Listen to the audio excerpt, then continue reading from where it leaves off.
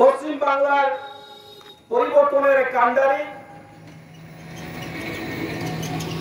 আন্দোলনের আরেক নাম মমতা ব্যানার্জি। পশ্চিম বাংলার রূপকার, পশ্চিম বাংলার অগ্নিকন্যা আমাদের মুখ্যমন্ত্রী মমতাময়ী মা মমতা বন্দ্যোপাধ্যায়। 21শে জুলাই মানে আগে, 21শে জুলাই মানে একটা সংগ্রাম, আর 21শে জুলাই মানে যুবদের উৎসাহ উদ্দীপনা। 21শে জুলাই মানে কলকাতার রাজপথ জনজোয়ারে স্তব্ধ হবে। 21শে জুলাই ডাক দিয়েছেন মমতা, ধর্মতলা ভরাবে জনতা। তাই 21শে জুলাই আমাদের কাছে একটা স্মরণীয় দিন। 1993 সালে মমতা বন্দ্যোপাধ্যায়ের আন্দোলন, তখন যুব কংগ্রেসের নেত্রী, তৎকালীন বামপন্থী সরকারের পুলিশ নির্বিচারে গুলি চালিয়ে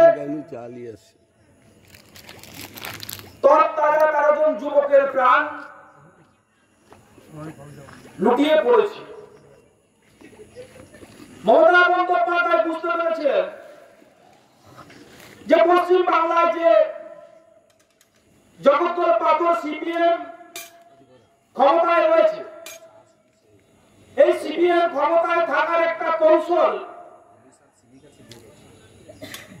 যে ভোটার কার্ড, আইডেন্টিটি, ভোটার পরিচয়পত্র না থাকার জন্য রামের ভোট সাম, সামের ভোট রাম, এই যে কারচুপি, বামপন্থী ক্ষমতায় থাকার জন্য তাদের এই কারচুপিটা আমাদের নেত্রী তখন বুঝতে পেরেছিলেন।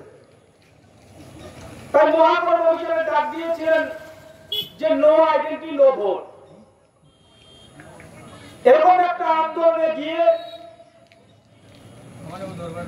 13 জন তরতাজা যুবকের প্রাণ দিয়েছিল সেদিন। মমতা বন্দ্যোপাধ্যায় সেদিন থেকে শপথ নিয়েছিলেন, যতদিন মমতা বন্দ্যোপাধ্যায় বেঁচে থাকবেন